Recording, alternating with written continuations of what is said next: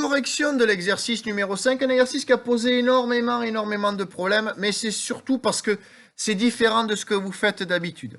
Alors, on lit la consigne, on complète ce carré magique. Et un carré magique, ça a une particularité, c'est que quand on prend n'importe quelle ligne, n'importe quelle colonne ou n'importe quelle diagonale, quand on additionne, on doit toujours trouver le même nombre.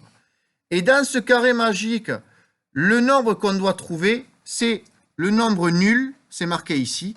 Donc à chaque fois qu'on additionne une ligne, par exemple celle-là, une colonne, par exemple celle-là, ou une diagonale qui est là, on doit toujours trouver 0. Bon. Et on a aussi une autre contrainte qui est qu'on doit utiliser tous les nombres de moins 12 à 12. Donc ça, c'est un conseil que je vais vous donner, c'est que je vais les écrire là, tous les nombres de moins 12 à 12. Et on va les barrer au fur et à mesure qu'on les a utilisés, puisque quand on les a utilisés, on n'a plus le droit de les réutiliser. Donc, on va écrire tous les nombres de moins 12 à 12. Attention, les élèves viennent de me dire, entre moins 12 et 12, il n'y a que 24 nombres. Non, il y en a 25 parce qu'il faut compter le 0. Et donc là, on a bien 25 cases. Bon, maintenant qu'on a écrit ces nombres-là, on va pouvoir barrer, alors je vais les barrer en rouge, ça sera peut-être mieux, les nombres qu'on a déjà utilisés. Le 0, on l'a déjà utilisé. Le 8, il est déjà utilisé. Le moins 11 aussi. Le 2 et le 3 aussi. Le 9 aussi. Le 7 aussi. Le moins 6, moins 12 aussi. Donc moins 6, moins 12. Le 12 aussi. Le 11 et le moins 1. Le moins 2, le moins 3. Et le moins 9. Bon. Et maintenant, on va réfléchir intelligemment. Et on va se dire, où est-ce qu'il y a une ligne où je connais tout? Ici, je connais 4 chiffres sur 5. Donc, je vais pouvoir faire les calculs et je vais voir comment tomber sur 0. Alors, on fait 1 à 1. Je perds 2. Et ensuite, je gagne 11. Donc, si je perds 2 et je gagne 11, ça veut dire que je gagne 9. Ensuite, je perds 6. Donc, si je suis à 9 et que je perds 6, je suis à 3.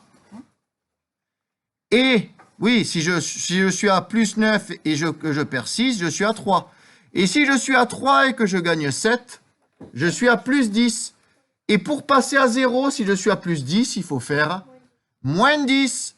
Donc, on va écrire en rouge, moins 10. Donc, je peux barrer le moins 10. On est à moins... Ah, pardon, j'ai pas barré le bon. Donc, il fallait barrer le 10 et pas le... fallait barrer le moins 10 et pas le 10. Bon, maintenant, on peut faire cette colonne.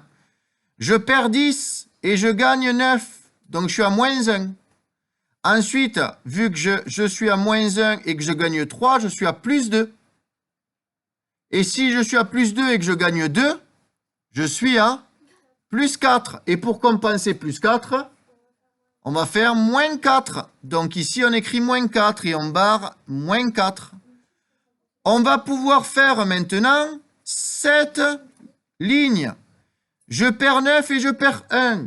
Donc ça veut dire je perds 10. Je perds 10 et je gagne 12. Donc je suis à plus 2. Et ensuite, je gagne 3. Donc je suis à plus 5. Et pour compenser plus 5, j'écris moins 5. Ça tombe bien. Moins 5, on ne l'avait pas écrit. On peut maintenant faire cette colonne. Je suis à plus 8. Je perds 11. Donc je suis à moins 3. Je perds 5. Donc je suis à moins 8. Et je gagne 7. Donc je suis à moins 1. Et pour compenser moins 1, il y a 1. Parfait. Donc on peut barrer le 1. On va pouvoir maintenant faire cette ligne-là. Je perds 3. Et ensuite je perds 12. Donc ça veut dire que je suis à moins 15. Je gagne 1. Donc je suis à moins 14. Et je gagne 9. Donc je suis à moins 5. Et pour compenser moins 5, il me faut plus 5. Ok, donc je barre le plus 5. On va pouvoir faire cette ligne. On a plus 12 et moins 12. Donc, je gagne 12, je perds 12, ça fait 0. On a aussi le 0. Donc, on a moins 6 au final. Pour compenser moins 6, on fait plus 6. Donc, 6. Et on peut barrer le 6. Et maintenant, on a une problématique parce qu'il nous en manque 2 à chaque fois. Donc, on va réfléchir comment on fait. Bon, alors là, c'est plus difficile pour trouver ces 4-là. Alors, je vais donner la méthode que j'ai donnée en classe. On va prendre cette ligne-là. Si on calcule cette ligne-là, on a le 0, on a le 8 et on a le moins 4. Donc, si on fait, je gagne 8 et je perds 4, ça veut dire que je suis à plus 4. Donc, pour compenser, il va falloir trouver moins 4. Et il nous reste 10, moins 8, moins 7 et 4. La seule façon de calculer avec deux nombres et d'obtenir moins 4, ben, c'est de prendre lui et lui. Alors, l'ordre, ben, on va le faire un peu au pif et on va, ben, par exemple ici, mettre moins 8. C'est la bonne réponse, Maïline? C'est moins 8 ici? Non. Bon, ben alors, on va pas se gourer. Moi, j'aurais mis moins 8 et 4 et on aurait vu que ça n'aurait pas marché dans cette colonne-là. Donc, on va mettre plutôt 4 et moins 8.